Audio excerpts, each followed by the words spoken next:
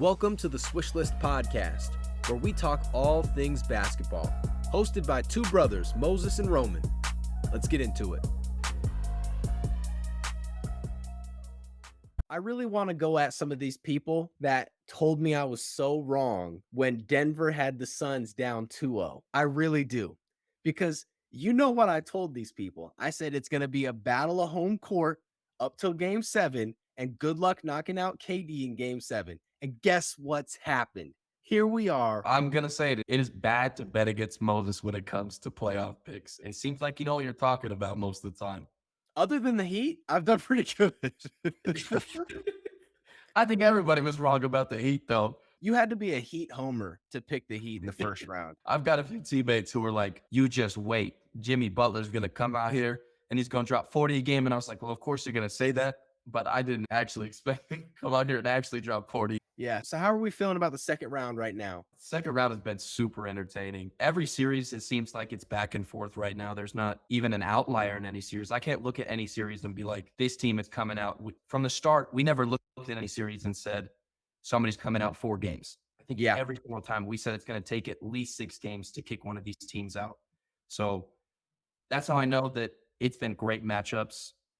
You never know who's going to come out of what game. So I'm really excited for these next few weeks of the playoffs. It feels like every night I'm saying this is my favorite series. The Boston 76ers series, those games are coming down to last play, overtime, just about every single game. Lakers, Golden State, it's like 30-point blowouts either way. You don't know what Anthony Davis you're going to get. You don't know what Jordan Poole you're going to get. He's not playing well when Zendaya's there. What's going on? You got all these rumors about him and Ice Spice. Denver and the Suns, you got Jokic shoving owners, calling them fans.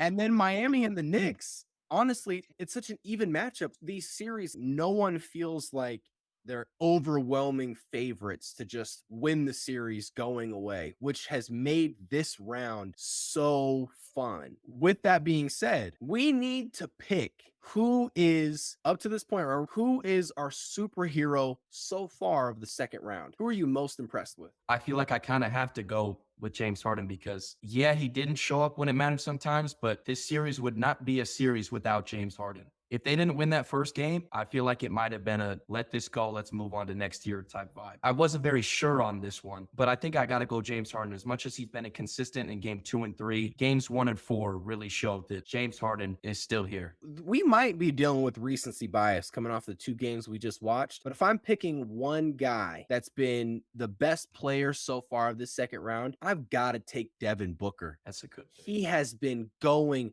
absolutely crazy. Shaq even apologized because he said there's no way this guy's going to shoot this well again. And he went out and did it again. He looked like he was playing 2K on rookie mode tonight. The way he was scoring the ball, every shot was going in. Literally, every shot he was shooting was going in. He has put the team on his back. He has showed up time and time again. Regardless of if they win or lose, Devin Booker has to be that guy. And he's stepping up with Chris Paul being out even more. Finally, we're seeing more of their bench getting utilized, especially in this last game. We saw Terrence Ross come off the bench. We saw TJ Warren come off the bench. And so that was the whole conversation, right? Is the Suns have no bench. Well, you got some valuable minutes from Shamet and some other guys. They hit some timely shots that were needed. They've been pushing the pace. Kevin Durant had a great game, but Devin Booker, regardless of how everyone else is playing, he has been balling out. So he has to be my pick because there have been a lot of superstars that have had great games. But to your point, even with bringing up James Harden, right, is over the course of the series, they've maybe had a clunker. Anthony Davis had a clunker. Klay Thompson, 30 points, kind of had a clunker in game 3.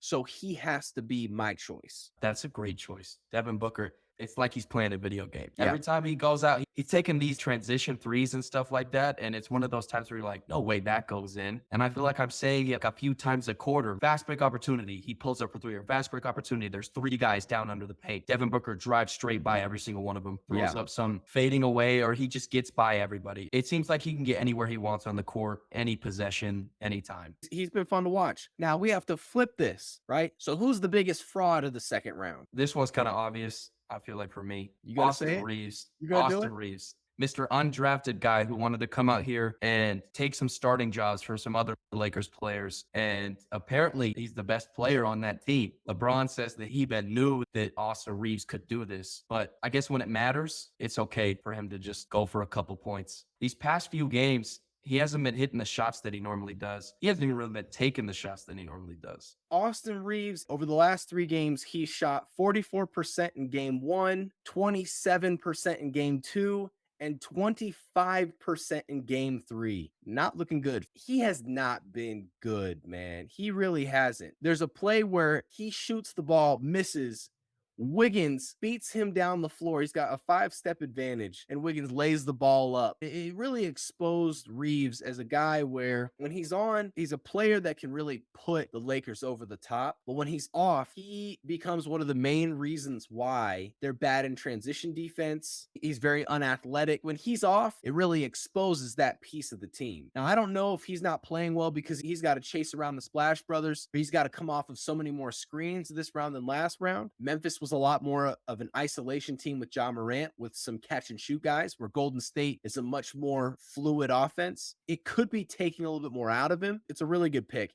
Austin Reeves has become a fan favorite. Honestly, it feels a little bit like Linsanity to me, where came onto the scene, major market with the Lakers. He captivated a lot of fans, and now he's not playing as well when it matters most. Maybe his run is over. I'm not sure. I would love to see him bounce back. I'm hoping that he. The talent's there. He's going to be here for a while, in my opinion. I don't see him dying off like a Jeremy Lin. I don't know if I he's think a Austin starter Reeves- though. I don't know if he's a starter. Long Yes. term, long term. Yeah, yes. He can hoop. To me, Austin Reeves is comparable to like a Tyler Hero. And I Tyler think that's. Hero's a starter on most teams in the NBA. Is he starting for Miami? Well, he's injured right now, but yes, No, no, he's a starter for but them. when he wasn't injured, was he starting for Miami? I'm just curious. Okay. Hey, just tell me. Was he a starter? No, no. Okay.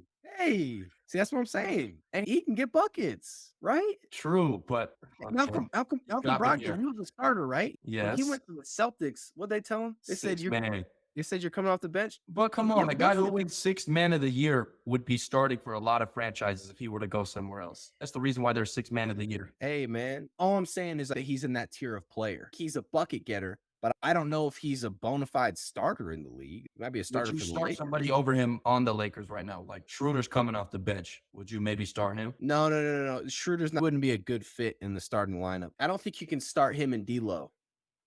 They play True. minutes together, but I don't think that's a good way to start the game. Neither one of them are great defenders. Who are Who? other defense players? No. We're not talking about Schroeder right now. No, Schroeder's not a good defensive player. They play him in offensive sets. He's a great perimeter defender. You want to take him as great. Yeah, Dennis Schroeder. You want to take him as great in perimeter defense. 94 feet. He's great. Great perimeter defender. Yeah. You're trolling. I am not kidding you right now. When Great. I watch Dennis Okay. Schroeder, I love the way he plays defense. I mean, he picked Steph once. I don't know if I would say he's great. All I'm saying is I think that the Lakers have their biggest weakness is at the 2 guard. Austin Reeves is the starter based on their roster. There's plenty of shooting guards that are in a class much higher than him. If I'm going to talk about a guy that hasn't shown up, it's DeAndre Ayton. Yeah. It's Ayton. The fact that we've got this guy in 4K not trying to get rebounds is probably the reason why he's the guy. He was a spectator. He is a spectator sport out there for him. That team needs everybody, and the minutes that you're getting from Londale feel more valuable than the minutes you're getting from DeAndre Ayton. I'm not saying his minutes aren't good, but Londale feels like he comes in and it's immediate impact. He's taking Biyombo's minutes at this point, and rightfully so. Ayton, to me, the rebounds, if you're not able to score the ball, that's one thing. You can affect the game in other areas, but Jokic is giving him 50. He's not getting rebounds. The offensive rebounding from Denver, it's out of control at this point. We expected him to be the 3rd option with a healthy Chris Paul. We thought Chris Paul would be a 4th option. He has not shown up that way. If Phoenix wins this series, there may not be enough gas in the tank from KD and Booker to do this for 2 more series to win a title. So he's my fraud. This is the type of player where you've got to be watching the game to know what he's talking about. You can't just watch the highlights, see the logs that he's getting from players, see the maybe one block that he gets a game. It's the plays where Jokic gets the ball inside and there's a double team and shies away, or there's a rebound and he just watches another player grab it. That's what you're getting paid to do, man. He should Yeah. be wanting to go get every rebound. Okay, I have a genuine question for you about the way the Lakers are playing defense. It's the drop coverage that they're playing with Anthony Davis. They ran drop coverage where Klay Thompson's coming off the screen and AD's in the paint, and they're letting Klay pull up wide open, and he was knocking him down. I have no problem running drop coverage on anyone but two players in Golden State. That's Steph and Klay. Why are they running a system like that when Klay is coming off the screen? Well, I feel like it's working. That's why they've done it in multiple games and it's worked for them. Not to say that Clay's not getting points, but it's won them games. Clay will come off these screens and yeah, he'll hit his quick trigger shots. But Clay, when he's able to set up sometimes, he can't shoot the ball. Whoa, whoa, whoa, whoa, whoa, whoa. What are we talking about? You saw what this guy did in game two? Yes, I did. Come on, bro. But sometimes, okay, there's a difference between a good 25 points from Klay Thompson and a bad 25 points from Klay Thompson. It looks different. And I think the Lakers have realized that. And they're willing to maybe take a game where Klay can hit 8 threes and give them 30 points. But then the next game, it's not as good and it loses them the game. You're playing with fire if you're running that type of coverage against Klay Thompson. This dude is a microwave. He is a microwave. You give him a couple open looks if he knocks him down. We've seen what this man's capable of on multiple occasions. Game 6 Clays was one of this guy's nicknames just for the way he can show up in a playoff game. I get nervous because I don't think that the slit on the screen from the big is that much more of a threat. Draymond struggles sometimes just to finish the rim. He's not a high quality finisher. And Looney, he's battling some health issues right now. And so the biggest risk would be to let Clay shoot that shot. I'm So not saying crazy, it just might work. the fact that they did it multiple times means there was a reason for it. It's because Clay is a streaky shooter. Okay. Hot take, Clay's a streaky shooter. There's a level that we expect from Klay Thompson. 8 for 11 nights are different from those 5 for 13 nights. So there's levels to this. How about this? Have you noticed that this year in the playoffs, defensive specialists have become a thing in these series? So we've got Josh Okogie, PJ Tucker, Jared Vanderbilt. Vanderbilt. Can we say Jimmy's one? No. Because Jimmy's offensive. I know, but that man defends everybody. But no. Yeah, but we're not talking about guys that play on can both see ends. that. We're talking about these guys that are more of a liability on offense, that they're literally on the court for defense. Well, every single one of these guys, especially with PJ Tucker and Jared Vanderbilt, it's play defense and you spot up in the corner, and we're going to hope that you hit a few threes, but we're going to rely on you for your defense. It's like we talk about with some of these other topics. Most things in the NBA are just this circle of life where we have players like Tony Allen and Ron Artest who are defensive specialists, and I feel like that type of stuff comes back every few eras. It might be that the defensive specialist lineup is the pocket pick for the playoffs in the same way that 10 years ago, that going to a small ball lineup was so effective. And it might be that you don't care to have a defensive guy as much during the regular season, but come postseason where you're playing somebody every other night and you've got a guy that will literally run the floor 94 feet guarding Steph Curry, the value of that rises in the playoffs more than just in the regular season.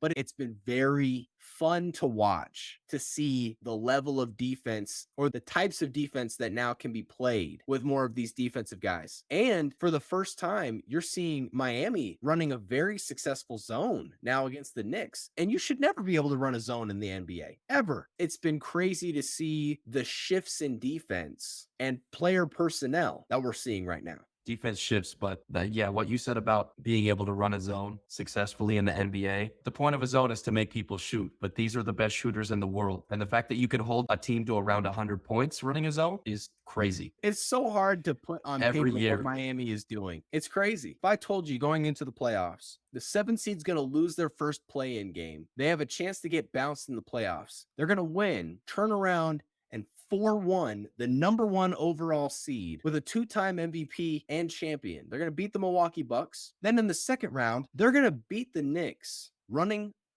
a zone. It sounds like something from one of those Disney high school movies. Just the classic underdog. and Jimmy Butler tweaks his ankle and misses a game. The The guy other hurts his guys, back in the first round and then injures his ankle in the second round and still drops 56 points in a game. whoever's writing the script, this is too much. Make it a little more believable. But back to the defense. It's not like the main players aren't getting their points. Jokic is going off. Steph Curry's been spectacular. Booker, a lot of these guys are still able to score the ball. But I've loved seeing this transition back to a style of basketball that feels so much more authentic to watch. Last year, overwhelmingly, the playoff games were whatever team shoots really good from three, that's the team that wins the game and wins by a lot.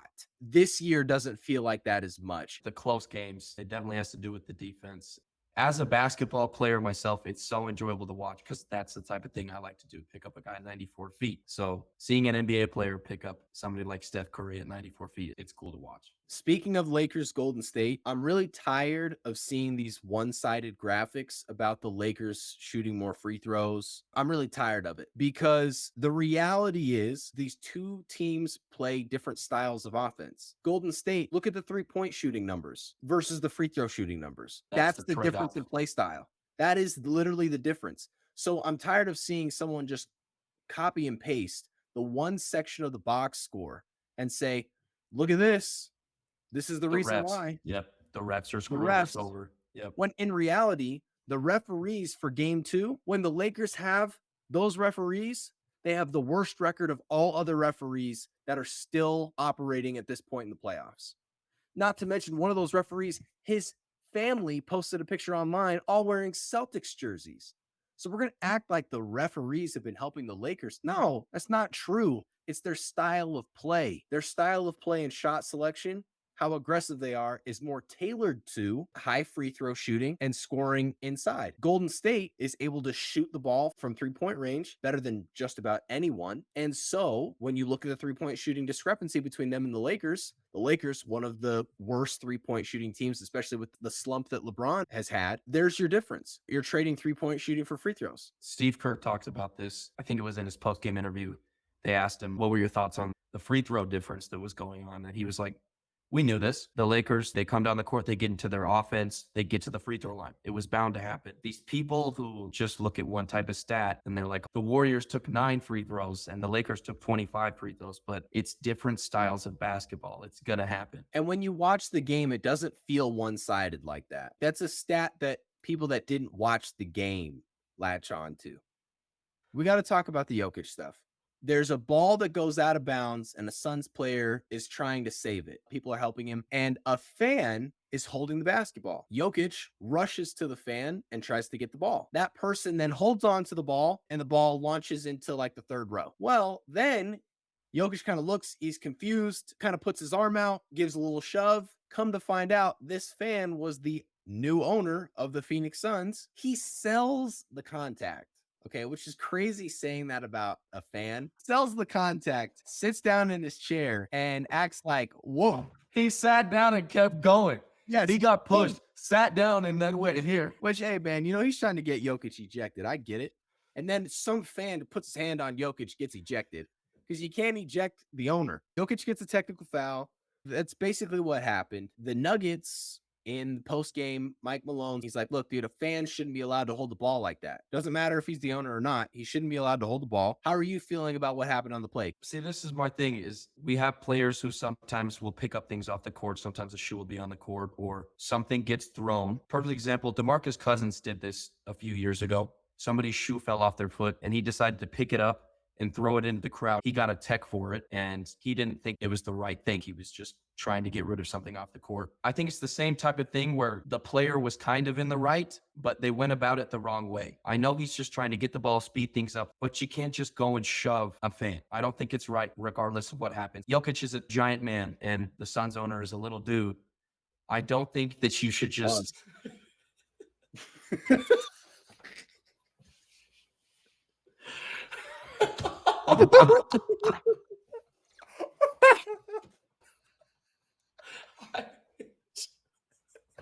Major pause. Okay. Jokic is a very large individual, and the Suns owner He's an is average not sized guy. average size human being. I Yeah. don't think that Jokic should even consider touching this. Oh, oh, I'm in bad territory. How do I even word this? I don't think that Jokic should have extended his arm at this guy and he should have just kept going, let the refs handle it. The owner definitely sold the play, but Jokic extended his arm and he didn't need to. Also, Jokic has a history of getting a little bit upset and swinging at people a little bit more than some fans may want to admit. You got the Morris play. We've all seen the plays, right? The campaign play. Yep. At this point, I don't think that the NBA should do anything. There should be no suspension, obviously. I don't think this is in that territory at all. He got a tech. I think it's justified, and let's move on. It shouldn't be that big of a deal. Also, if you're a fan, you should not be holding the basketball. There's no reason that anyone should be holding the ball. The game needs to be played. You are hindering the game. That's a problem. If he's not the owner, he's probably getting ejected, honestly, because you can't just hold the ball like that. It doesn't matter if there's a player who's trying to get up. If Jokic gets the ball, he has to give it to the referee. He can't just inbound it and start playing. So the refs will handle pace of play. It's not your job as a fan to do it. That's most of the stuff that I wanted to talk about the games, at least what's happened up till now, some of our thoughts. We'll see how things continue to play out. We got to stay true to our core. And one of the things that we do every single week is we come up with some of the most random things that we're going to talk about because it's what gets the people going. Now, we've got a list of topics to talk about that are a little bit more fun. If you have different opinions, you let us know on social media how you feel. We're on all major platforms at SwishListPod. Come find us, talk to us. So let's jump into some of these. We watched Mike Budenholzer get fired following the debacle that was the Milwaukee Bucks, primarily because of a Giannis injury that gave Miami hope. And that's one of the most dangerous things in sports is when teams get hope. But bigger than that, over the past 5 seasons, all but one NBA head coach that won the NBA Finals has been fired. The only coach still coaching is Steve Kerr with Golden State. Nick Nurse, the head coach of the Raptors, fired. Mike Budenholzer, head coach of Milwaukee, fired. Frank Vogel, head coach of the Lakers, fired. You've seen coach of the year winners get fired within a season. And so this is becoming a trend in the NBA. How are you feeling about these NBA champion head coaches getting fired? We don't have the inside scoop, No. but these organizations just get so high on that. These organizations get that taste of winning and they want it so bad once again that if it doesn't happen, they win once. And if they come back and don't win again, that feeling is doubled because they just came off that winning. And these owners just can't get off that high horse. And they think that, oh, we didn't win. It's a coaching problem. It's not the fact that you have to have such a perfect playoff run to even get a championship. Players get injured. You have to hope that your role players show up for a 7-game series, that they can do that for 4 series straight. I'll say this.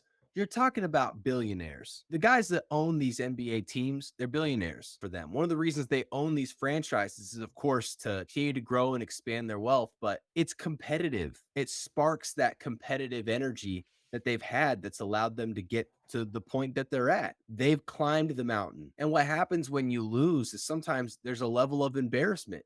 You don't think the Bucks are embarrassed? They have a new ownership group. Their ownership group isn't the ones that hired Mike Budenholzer. So they don't have time to wait. When you look at the Lakers are the greatest franchise in basketball in terms of championships, globalization of fans, number of Hall of Famers. They don't have time to wait. It's not in their DNA to do that. They have to keep moving forward. When you're dealing with these billionaires, they don't handle embarrassment well. That's not a part of their daily life. And so there will be a change that's made. When we talked about Milwaukee last week, I said something's going to change. You can't run this back. There's no way. You can't be this embarrassed and not make an adjustment. This is this new generation of ownership that you're seeing in sports. This is happening in the NFL as well. The NFL is asking owners to not fire so many coaches. You have this string of payroll because you got to pay these guys still a lot of the time, at least in the NFL. But these coaches, they want to move as fast as they possibly can to win.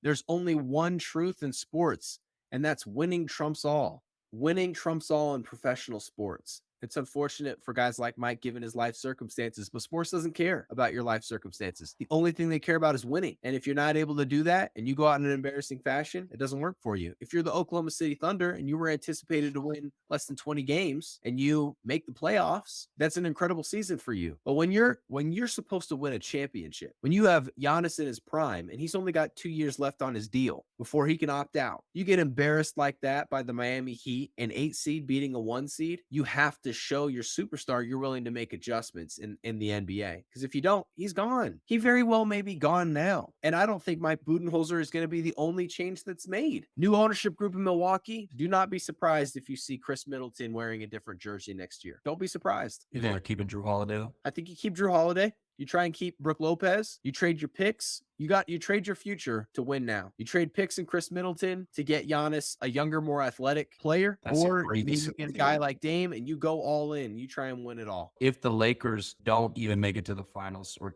let's just say they don't win, do you think that Darvin Ham would get fired? No.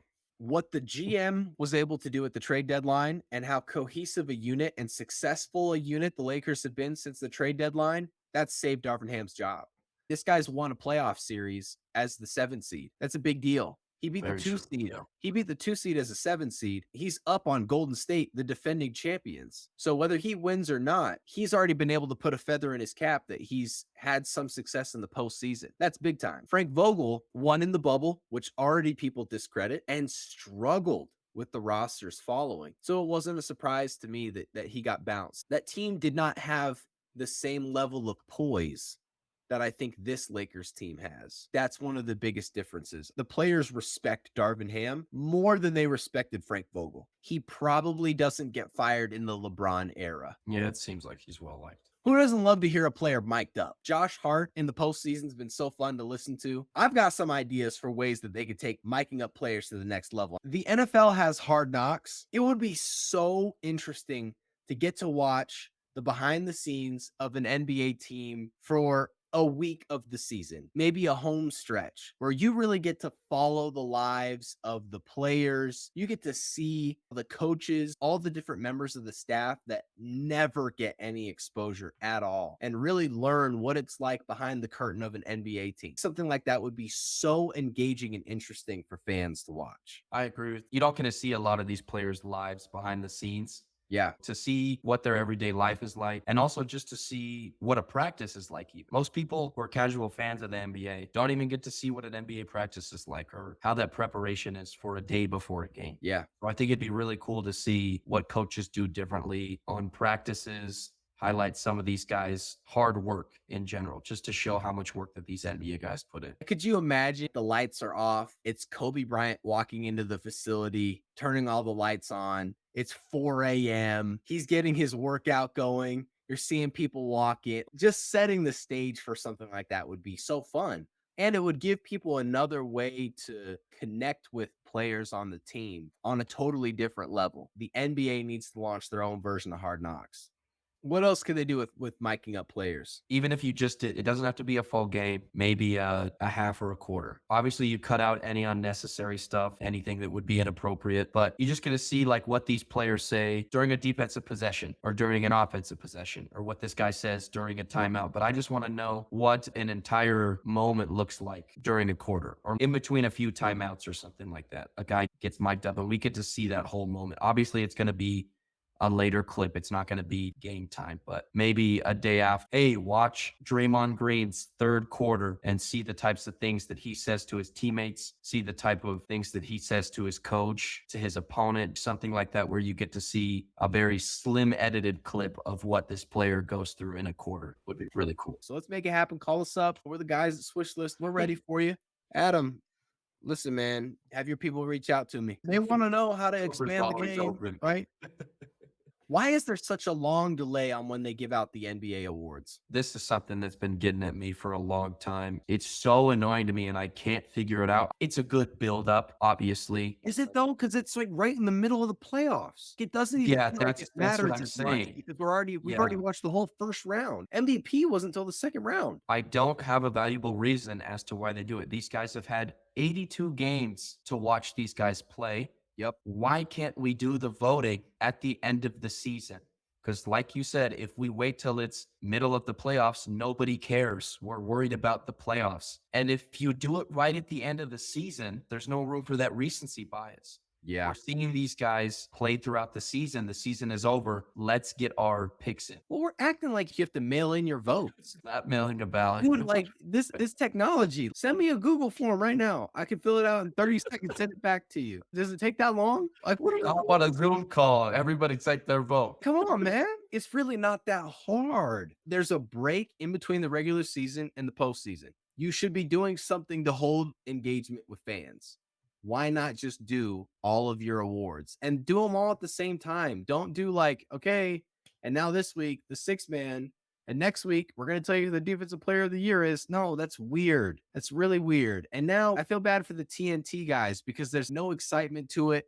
There's got to be a better way to do this than the way we're doing it right now. 2 days after the season's over, everybody votes that day. Make them all vote, count up the votes, and hey, 2 days later, announce who the winners are. Make it simple. Get it done. Let's have that moment to enjoy it. Let the players that moment to enjoy it. Yeah, give them a few days before the playoffs actually start where they can celebrate. Exactly. You Yes. see these guys, Malcolm Brogdon winning Sixth Man of the Year and Joel winning MVP. These guys don't care at that point. They They're can't. deep in a They're not playoff run. allowed. You're not allowed to. You can't celebrate that award. You're not allowed to. The You're drop's not playoff. finished. Yes. But I if you agree. have a night or two in between, it's like, hey, you did that through the regular season. You were that guy to win this award, and we're proud of you for that. But it's like Marcus Smart wins the Hustle Award, De'Aaron Fox wins the Clutch Award, Joel Embiid wins MVP, Malcolm Brogdon wins Sixth Man. But these guys are all in playoff series, and they don't care. And now De'Aaron Fox lost in the playoffs. When's he supposed to enjoy the award? He just lost. What's he supposed to say now? If you try and say anything now, you lost. You're not clutch. Oh my gosh, dude. Hey, come on, man. How good would LeBron be if he had to play in flip flops?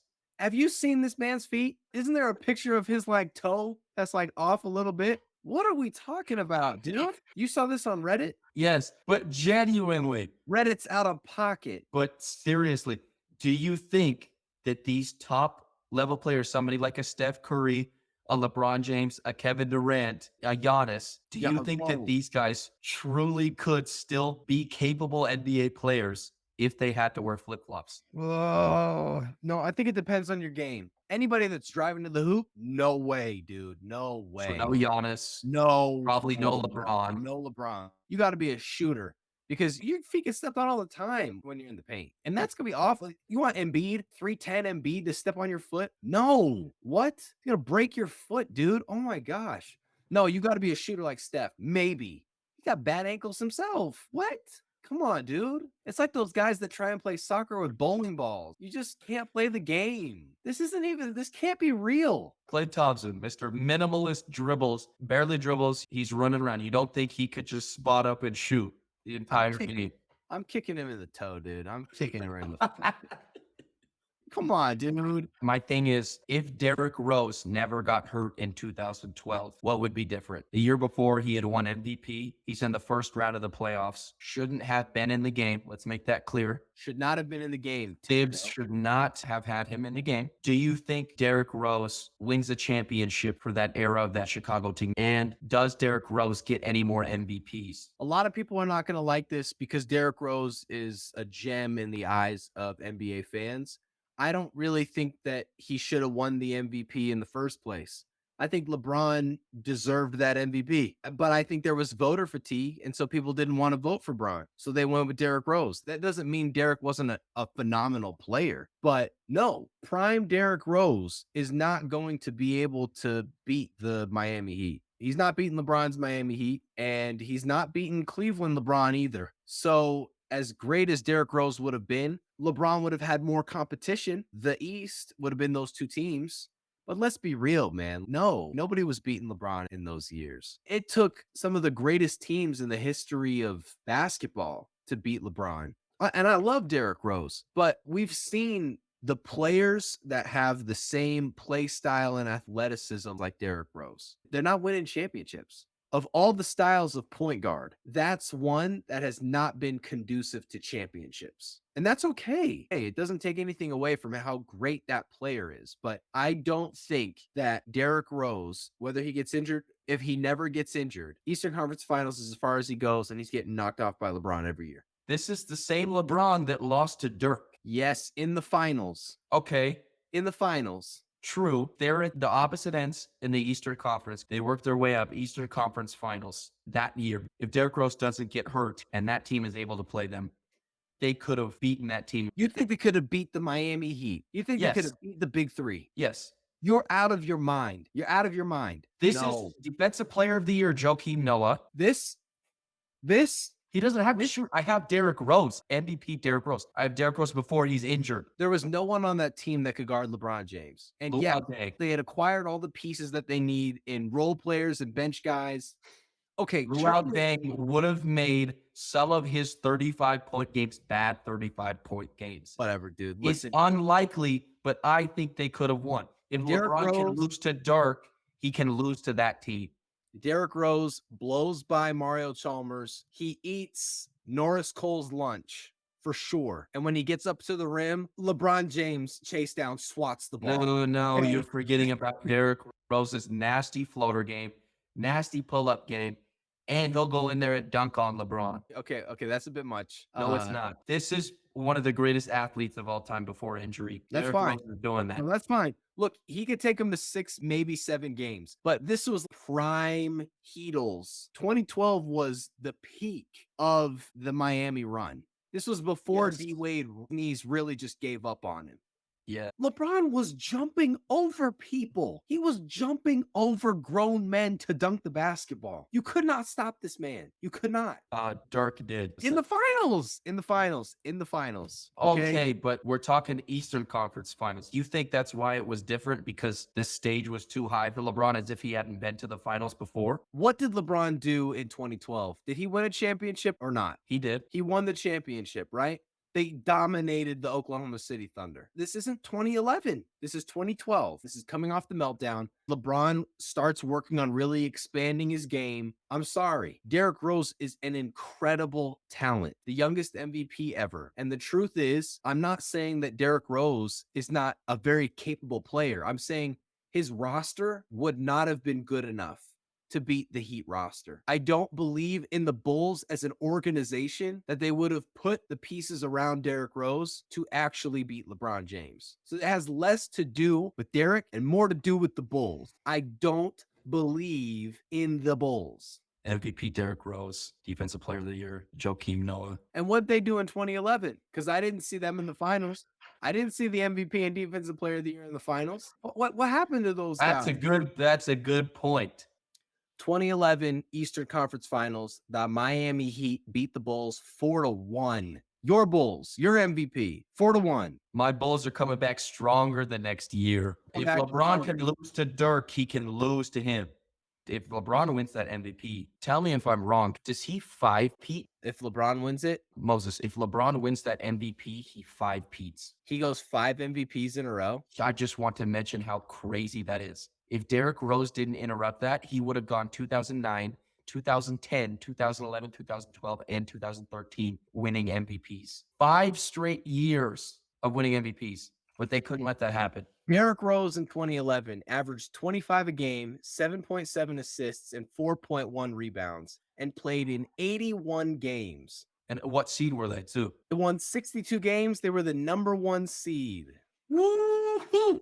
The Miami Heat won 58 games. They were the number 2 seed. LeBron James played in 79 games in the 2010-2011 season. He averaged 26.7, 7.5 rebounds, and 7 assists. Those numbers seem pretty similar besides a few rebounds. What's your point here? It's Listen, very hard to get LeBron. it's really hard to argue. It's really hard to argue, right? Why should they have done it?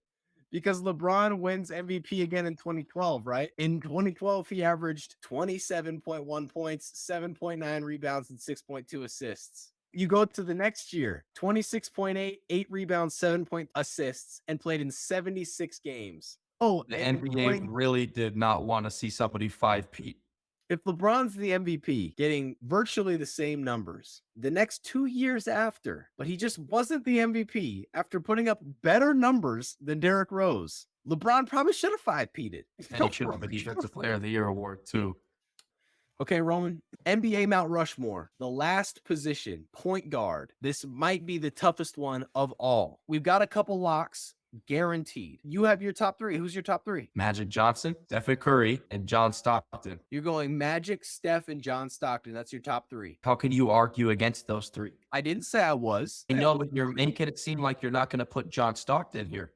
That's pretty aggressive. I'm going to give you some names: Magic Johnson, Oscar Robertson, Steph Curry, Jerry West, Isaiah Thomas, Chris Paul, John Stockton, Steve Nash, Bob Cousy, Jason Kidd, Gary Payton, Russell Westbrook, Damian Lillard, Walt Frazier, Nate Archibald, Pete Maravich, Lenny Wilkins, Kyrie Irving. What are we doing with the fourth spot? Who's actually in competition for the fourth spot? I think it's Jerry West Isaiah Thomas, and Oscar Robertson. Jason Kidd, I think, should be in that conversation. I can't even. If you could have put Jason Kidd, then you would have to put like a Steve Nash in there too. Then I'm sorry, you're putting John Stockton in there because of his records. Am I correct? yeah, So you're not going to have Jason Kidd even be mentioned, even though he's second on those lists and exactly. has He's an NBA second. championship. So he should be in the conversation. No, No, John I'm Stockton's talking- numbers are separate from that group. Yes, Jason Kidd he's next, but he's in that section of next players. You don't think he even gets to have the conversation? No, because you're naming players like an Isaiah Thomas or an Oscar Robinson or a Jerry West. Okay, that's Just- you. So who's your four?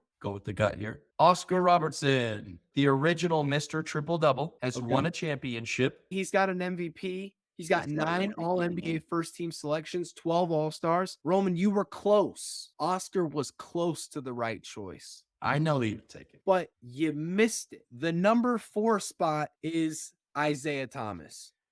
He's got 2 NBA titles, a finals MVP, 3 all NBA first team selections, 12 all stars. One of the key reasons why Isaiah Thomas needs to be on the Mount Rushmore is because of when he was able to win his championships and who he was able to beat. Who did Isaiah Thomas have to go through to win rings? Magic Johnson, Michael Jordan, Hakeem Olajuwon, Larry Bird. Clyde. You're talking about a guy that went through 3 of the best players to ever touch a basketball in Larry Bird, Magic Johnson, and Michael Jordan to be able to win his championships. And there was talks that they could have been a dynasty if Isaiah doesn't go through some of the injuries he does following that second ring. That for me is the deciding factor. He was the best player going toe to toe with the best players in the game and won at the highest level. That's my 4. And I don't think you can come up with 4 that makes more sense than that.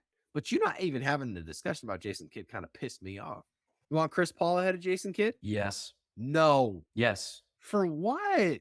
Okay, we take away his 1 ring. What else does he have? He's taking more teams to the finals. He's taking more teams to the finals. He didn't win, and Chris Paul also went to the finals. And lost Okay, so they both lost. because you took away Jason Kidd's ring. Or you took his ring. Exactly. That's my point. So Dirk's the only guy that gets credit for that ring. Dirk's the only guy that gets credit for the ring. Nobody else gets credit for that ring. No, they get credit for the ring. It's just he had his opportunities to have a ring that really was a top tier But ring. he played against prime Shaquille O'Neal and Kobe Bryant. There were not very many teams in the history of basketball that could beat those Lakers teams. I'm sorry, Chris Paul had to go against prime LeBron James and Dwayne Wade and Chris Bosh. I'm sorry he had to go against them. He didn't with the Clippers. He didn't with the Clippers. You know what he had to go up against? Himself and his injuries. He didn't when he played for Houston, did he? I am sorry he had to go against possibly the best team ever created He had in him Kevin down. Durant, Steph Curry, Klay Thompson, Draymond Green. I'm sorry. I'm down in the series. He was up 3-2. He was up 3-2. Yep, I'm sorry he had to go against them and lose to them. I just can't believe you hate Jason Kidd. I don't hate Jason Kidd. You hate Jason Like Kidd. I said, he is at the top of that next tier. Roman, you just finished your redshirt freshman year at Otero College, freshman of the year. Thank you. You did something right. So I want to ask a couple questions because you're living my dream. I always wanted to play basketball, go to the next level, never was able to do it. You're someone that's been able to achieve that. And so getting to hear your perspective is so interesting to me. Going into Otero, what surprised you the most about your freshman year?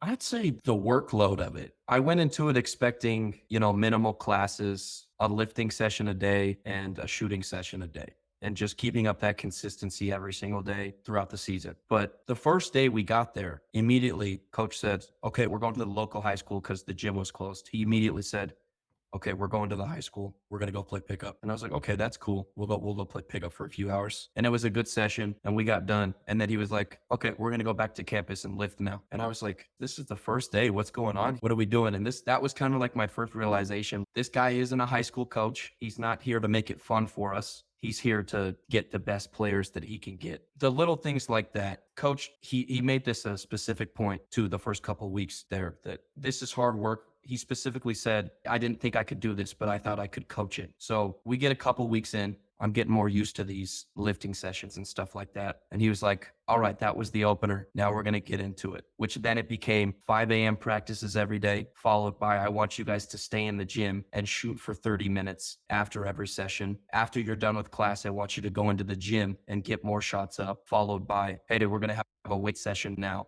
But in that weight session, I'm also going to do a conditioning session, followed by, okay, let's go practice now. And I need you to be mentally there. And I need you to be getting me full effort throughout the whole practice and keeping the energy high, followed by, hey, I'm opening the gym between 9 and 11. I need you to go get shots up. So it went from staying consistent playing basketball and having a weight session every single day to what more can I do throughout the day than just one session? Because one session didn't feel good enough after the first month of being there. So I think being surprised over the workload is what changed me a lot. Where has your game grown the most given that much training over the course of the season? Well, once you get to this level, you kind of know that you can shoot the ball. I could dribble the ball. The thing that really changed for me was the IQ level that it had to be at. I learned that I wasn't really a student of the game when I first got there. I was just a player who had that basic athleticism level and that basic love for the game to be able to get to the college level. The attention to detail that these coaches make you go through is nothing like I've ever seen before. These practice sessions of, okay, we're going to run through this play. Okay, this team that we're playing, their point guard is going to guard you this high up. He's going to guard you 4 feet from the 3-point line. So I need you to dribble to this specific area on the wing. I need you to kick it over here. The level of preparation that went into every single different matchup that the team had to go against was anything like I'd ever seen before. The biggest jump for me was the IQ level that I had to be at to be able to function around this type of basketball. Each level you get to, it's a different type of basketball. So for me, I felt like I became a true student of the game. I started to really like to watch film this year rather than just watching basketball for enjoyment. It was, okay, these guys are running this set. Okay, these guys are running this type of defense. My knowledge for the game changed a lot. There's a clip of Larry Bird when he talks about when he first came into the league. Saying, well, you never played against a UCLA or a Notre Dame or an IU. Once I got out of college, I came to the pros, and, well, how's he going to do? He won't be able to get his jump shot off in the pros, or he won't be quick enough, or he won't be able to rebound. And I think it took me probably 3 days after a rookie camp. I found out that, hey, this league is nothing. I can play in this league, and I will dominate in this league.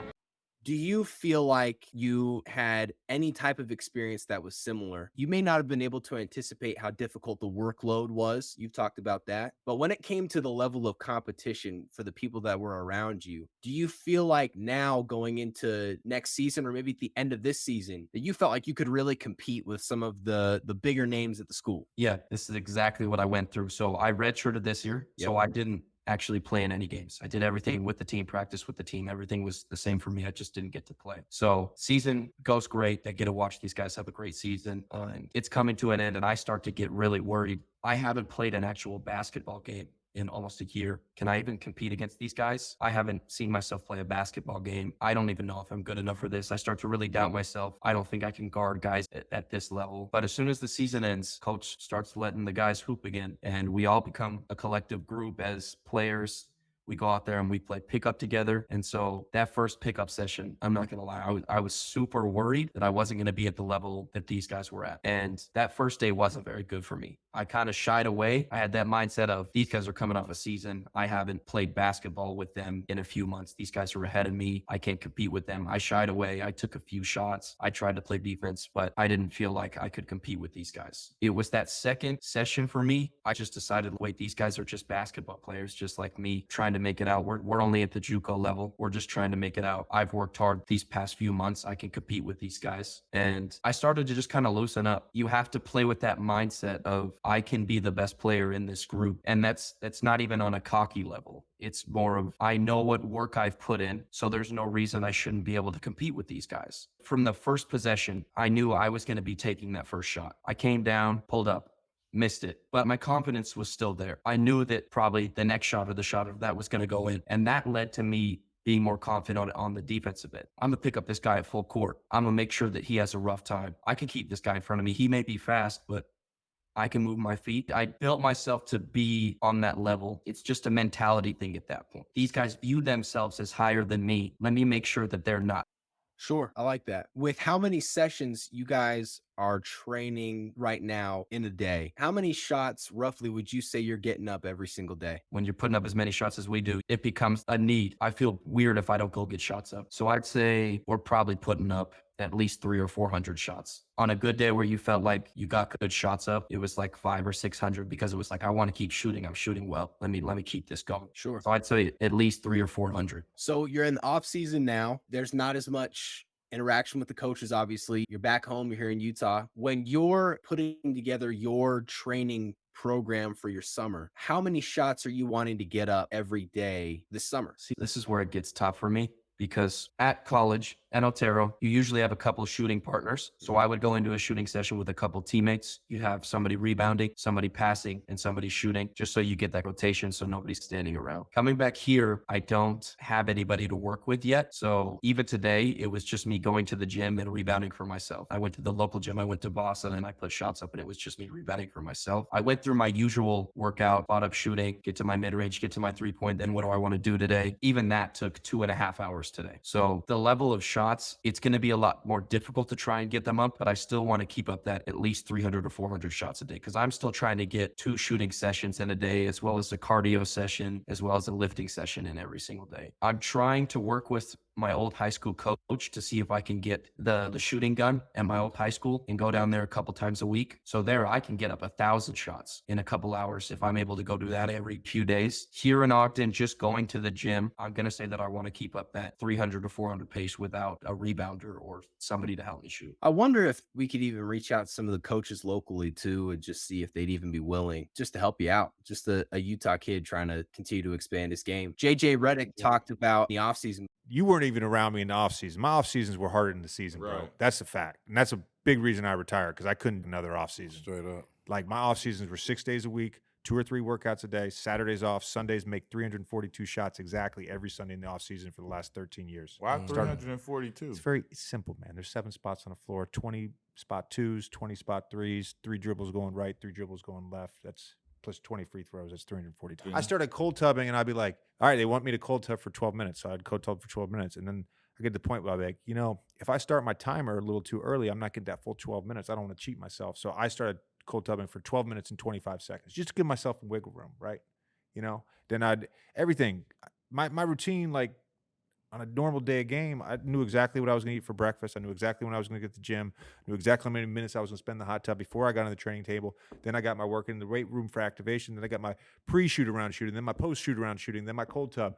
Knew exactly what I'm going to eat for lunch. Then I knew exactly when I was going to nap. I had my naps timed out, bro. By the end of my career, if I said I need to fall asleep at 1:05 to wake up at 3:30, I could do it like that. My off seasons, bro, they started the next Monday. So it's not surprising to hear you say a number like that. If there's any kids listening to the podcast right now, you should make a number like that the goal. If you can get as close to workouts like that as you can, that's what has allowed people to take their game to the next level. I want to jump back into a little bit more about your freshman year. We talked about what surprised you the most, but what was the hardest part of the season? What was the hardest part of your entire freshman experience? I want to say not being able to play, but There's a lot of players that talk about how when they go out, a lot of these guys were the best player in their town, the best player at their school, state champions. And when they get to the college level, you may not see the court for 2-3 years. the shift of playing basketball every single year and preparing for a season every single year going forward, I'm going to work hard so I can look good on the court next year. I want to show people that I worked hard. And that feeling of I have to wait an extra year now, it hurts so bad when I first got there. And I got that feeling of separation from the team. I did everything with the team, but I just knew it was always in the back of my head. I'm a redshirt. I don't get to play with these guys this year. I'll do everything with them, but I'll never get to play with them. And that Yeah. just hurts. And it hurts for a few months and it kind of dies off. And we get to that like late October. I kind of forget it. The team hasn't played yet. We're all just playing together. But then it's, hey, our season's about to start. And you get that nervous excitement. We're about to play basketball again. Like I've been working so hard this offseason and now I get to play. But I didn't get to enjoy that this year. Yeah. So that first couple weeks in November of watching them play and not being able to play and having to just be in my Otero gear and not in a jersey and cheering them on, but knowing that I've got to wait a full year to be able to do this really hurt. And every single game is just a sharp knife of you're not out there this year.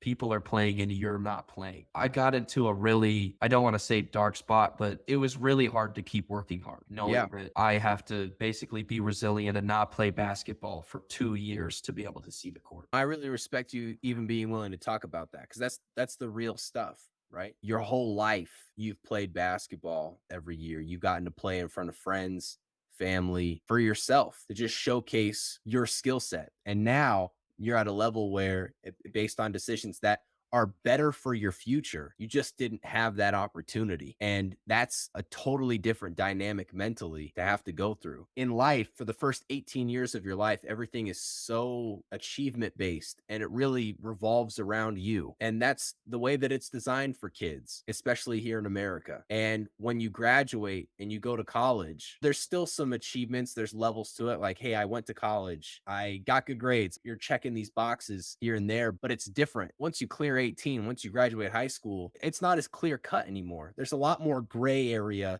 than just black and white, right and wrong, as there were when you're a kid. And that's a tough transition, and that you made being in a totally different state. And you've lived in Utah your whole life. So that's a whole nother level of this process, is you're kind of out there on your own. So how did you manage that? Being in another state, going through all of these different things, already feeling kind of removed from your teammates, the guys that are arguably going to be your closest friends. What allowed you to get through that? A lot of communication with my close family. I had phone calls, my mom every single day. Being able to talk to you really helped. That initial feeling, the first time when I got there, my mom drove out there with me. We stayed in a hotel the first day before I had to move in. And we woke up and she had to go. She had to get on the road. It was a long drive. I just remember I didn't think about it the night before at all, because it was just like my mom was there and everything was good. I woke up and she was like, okay, I have to go. And that's when it hit me. You are on your own. You're in a state that you've never lived in. You don't know anybody here. You're in a town you've never heard of. You're at a college that you learned about 2 weeks ago.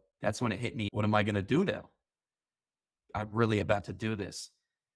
The technology of today made it so much easier. Sometimes it didn't even feel like I was really disconnected. If there was a party going on or something was going on, I was able to just hop on a FaceTime call or even just see videos on social media. A lot of times it didn't even feel like I was gone. But that initial acceptance of you can do this, you can be away for a while. That initial acceptance for me that regardless of what happened, I was a strong enough person that I was going to be okay, really got me through it. It made it tough. I may miss my friends, I may miss my family, but I was so set that I could do it regardless. It was never going to be tough enough for me to quit it. I've always felt like I was a tough enough person to be able to face that adversity. Some of the best advice that I ever got when I was making similar steps in life, when it was me on my own, was all growing up, your immediate family was your mom, your dad, your brothers, your sisters. But once you are on your own, your immediate family becomes your extended family. And all the choices that you're making are for your immediate family. And today, that's just you. So you got to put yourself as the priority. And you're making decisions today for your future family. And when that time comes, that is your immediate family. It becomes your wife, it becomes your kids. It's not me, your brother. I'm your extended family. You have to prioritize yourself. That's the natural order of things. And when you can put life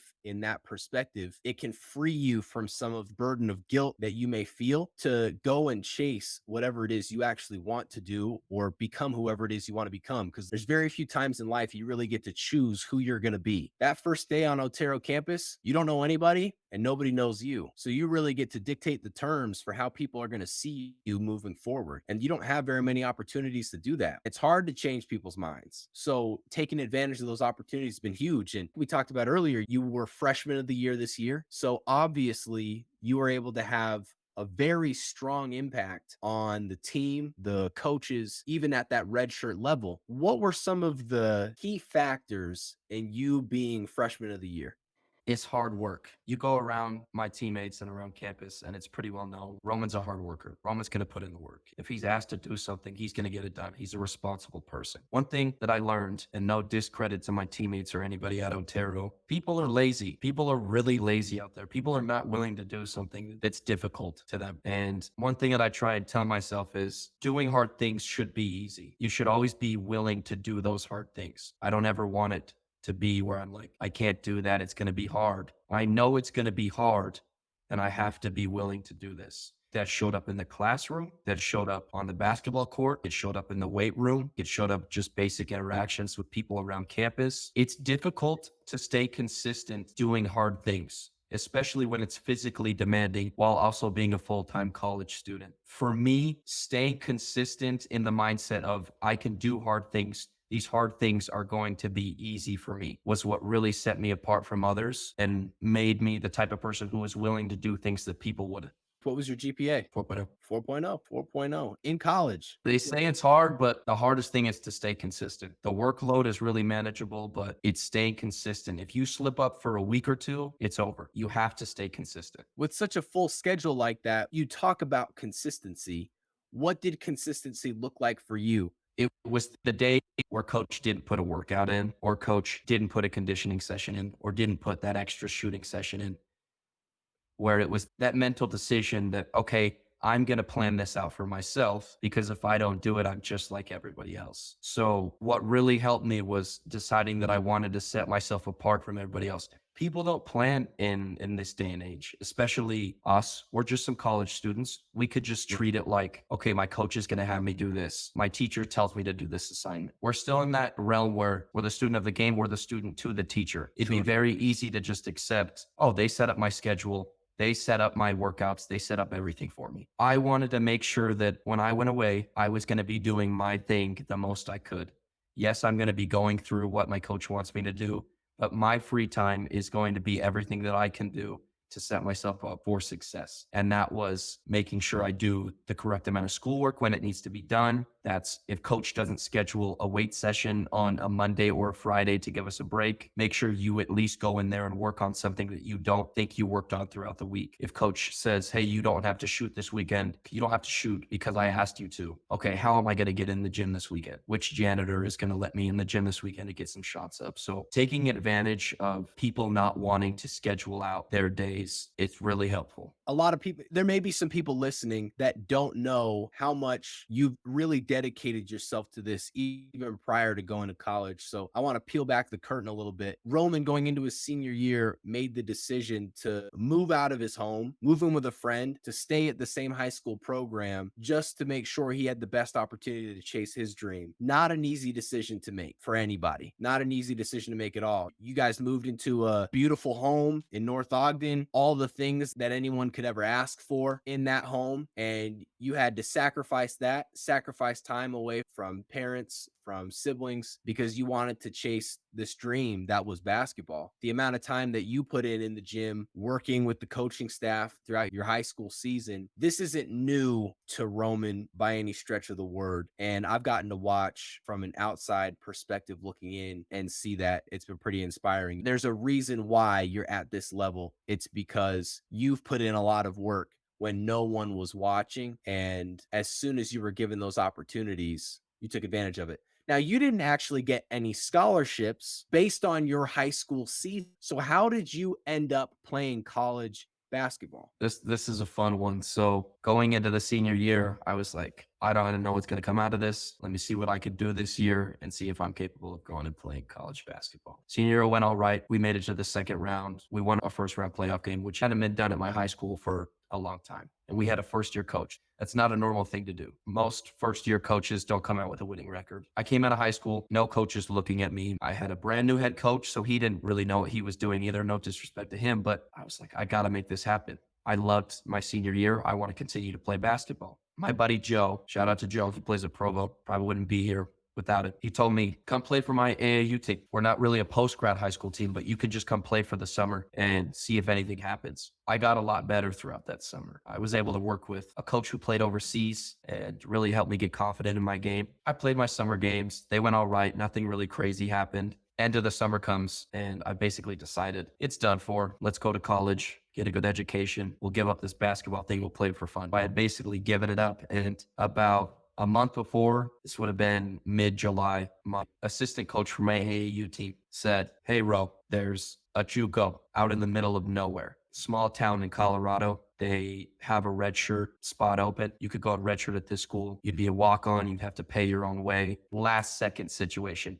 Teams have already got all their players. Coaches know what they want to do. And I looked at the text and I was like, it's done for. I don't want to do that. I don't want to go redshirt. I'm not going to do this. I'm done for. I talked to my parents. I basically told them, yeah, I have the opportunity, but money's a big factor here. I'm not trying to be in debt. I don't even think I'm really good enough to go out there and play. So I basically decided I'm not going. And a few weeks go by and the assistant coach for the AAU team bugged me about it again. He was like, hey, you haven't reached out to the coach. What's going on? And I was like, let me just talk to this guy, just see what the program would be like. So I reach out, I tell him about myself. I ask the questions that are necessary. Hey, what's this program like? What work am I going to be getting from you? Just all the questions that somebody would ask trying to get to know a program. He gives me all the information and I'm like, not for me, not going to go. Basically decided. A couple more weeks go by. We're talking 2 nights before. I had made up my mind that I wasn't going. I go upstairs and I'm talking to my mom and my brother. I'm talking to Andre and I'm just like, yeah, I was looking out on Indeed. I found a job. I'm just going to find a job. I'm going to go to school. Everything's going to be good. I basically gave up basketball. And they were both just kind of like, why not? Like playing college basketball, that'd be so cool. If you don't like it, you don't have to stay there. You can decide to come back. There's no permanent stay to this. Money will always be an issue. So why not do something that could possibly be fun is one thing that mom said to me. Then my stepdad came in and he basically said the same thing, that if this is something that would possibly be fun for you in the future that you want to continue, then you should go and do it. And that's when it kind of flipped a switch and I decided I really have nothing to lose if I go out there. If I go out there and I suck and I don't like it, I can just come back and do what I was already planning on doing. I would have never known what could have happened if I never went out. Packed up all my stuff the night before and I told the coach, hey, if it's still open, I didn't even know if the opportunity was still open because I had applied to him so late at that point. But he was like, we're still available. I went there going into it with zero expectations is what really changed me. The conversations that I had with parents and family members, don't go into this with any expectations that you're going to leave the best player in the world or you're going to leave the worst player in the world. Just go into it. You know who you are. Go play some basketball. I get there. I know I'm a hard worker. And I mentioned this a few questions ago, but just the willingness to think that I can outwork anybody. I don't have to be better than these guys, but it's going to be known that I can outwork them. Rhoman will be known as a hard worker out here. Keeping that mentality throughout my entire first year as a redshirt is what gave me the opportunity to come back and play. He only gave the opportunity for redshirts to come back and play to 3 of us. How many redshirts were there? 16. From 16 down to 3. No discredit to my other red shirts. This is hard work. This is a grind. Some of the other red shirts are going to be coming back again at a lower level to see if they can try and come up. But taking this year to really build myself as a player. We talk about like that perfect build. My plan going into this was gain weight. It's a really hard thing to do to gain weight, especially I've been skinny my whole life. I wanted to go into it with this expectation. Let me come back 15 pounds heavier. Let me gain 15 pounds. But what I didn't realize was how skinny I was going into this. I was 130 pounds of just bone. I went in 130 pounds and now I'm 165 pounds. Yeah, so I gained 35 pounds in the last 8 months. And I can attest that to keeping good eating habits. My before and after photos are pretty cool. I didn't realize how skinny I was until I left for break. Even if I don't get a scholarship for basketball, the fact that I got a 4.0, I can apply for so many scholarships for so many different reasons. Getting a 4.0 for my first year has opened up so many scholarship opportunities, even just out of basketball. It's about creating that opportunity for yourself. Well, Rhoman, this was pretty fun for me getting to watch you go throughout this year and hear about your different experiences. And I appreciate you being willing to share. Anybody that's still listening right now has a better idea of what it's like to be on that side. Growing up, we used to play on the Nerf hoop every single day. Shoot shots at the neighbor's basketball hoop every single day. We would talk about when we played in the NBA or we'd watch the playoffs. I would try and convince you how much better LeBron is than Derrick Rose. You wouldn't listen to me.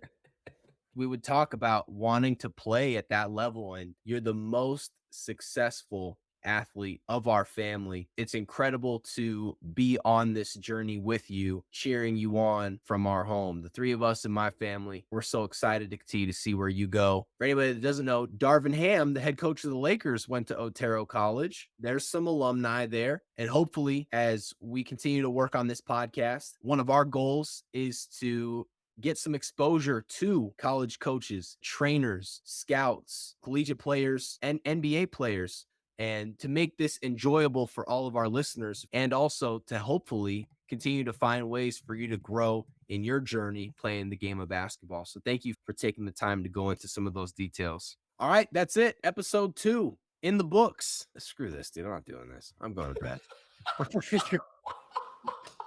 Thank you for listening to this week's episode of the Swish List Podcast. Catch us on social, and we'll see you next week.